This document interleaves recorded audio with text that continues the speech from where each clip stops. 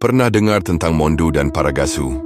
Dalam kepercayaan lama suku dusun di Borneo, wujud makhluk mistik menyeramkan yang digelar Mondu dan Paragasu.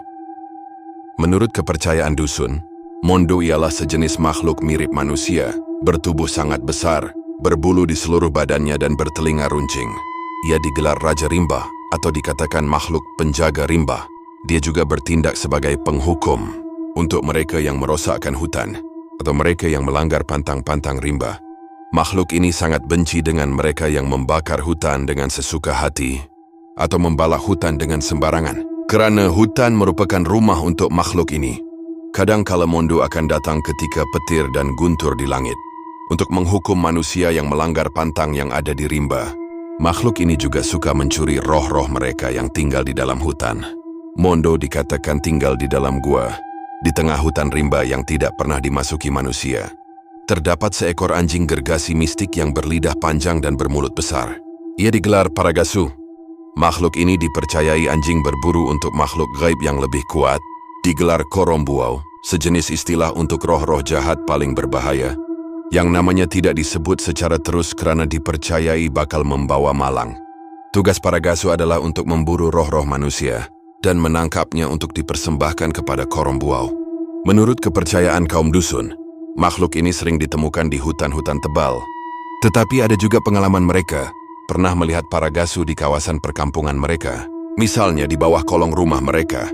Ketika anjing gergasi ini tidur, lidahnya akan dibiarkan terjulur keluar sehingga mencecah tanah. Terdapat kepercayaan kaum dusun yang mengatakan Paragasu merupakan binatang peliharaan Mondu. Maka sekiranya di dalam hutan kita mendengar bunyi anjing melolong atau tanah bergetar seperti gempa bumi, maka itu tandanya kedatangan Mondu, si Raja Rimba dan binatang peliharaannya, Paragasu. Ketika mendengar lolongan anjing, semua orang yang tidur harus dikejutkan supaya rohnya kembali ke dalam tubuh. Karena menurut kepercayaan dusun, orang yang tidur rohnya dapat keluar kemana-mana. Saat itulah si Paragasu akan menangkap roh orang yang tidur itu. Orang dusun memiliki petua untuk menghalau makhluk ini. Ketika terdengar bunyi lolongan anjing yang panjang, maka orang dusun akan membacakan rinait atau mantera bersama dengan garam dan lada untuk dilempar ke arah bunyi itu, bertujuan menghalau makhluk itu. Menurut kepercayaan lama, jika tidak membacakan rinait tersebut, mereka akan jatuh sakit kerana Paragasu akan menangkap jiwa manusia yang di hadapannya. Kepada orang yang sakit disebabkan oleh Paragasu, Bobelian atau dukun selalunya akan membacakan rinait palau kepada orang tersebut untuk meminta maaf kepada Paragasu dan meminta supaya roh orang tersebut dikembalikan.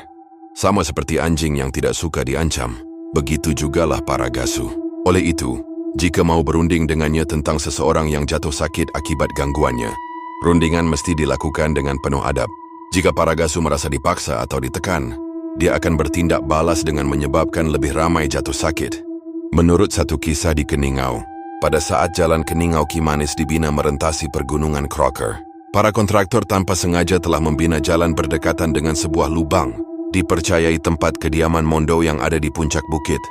Pekerja-pekerja yang membuat jalan terkejut kerana setiap kali meratakan tanah berdekatan lubang tersebut, beberapa minit kemudian kawasan yang diratakan itu akan kembali seperti asal. Kejadian itu dikatakan berlaku berulang-ulang kali, sehingga mereka ketakutan untuk meneruskan kerja-kerja mereka.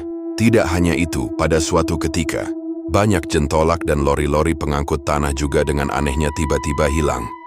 Ketika mereka mencarinya, jentolak dan lori pengangkut tanah sudah berada ratusan meter di bawah jurang. Anehnya lori-lori dan jentolak itu berada dengan baik di sana, tanpa rosak apapun, tanpa ada tanda-tanda terjatuh ke bawah.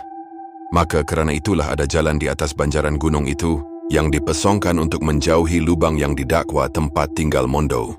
Nak dengar tentang mitos yang lain? Komen di bawah.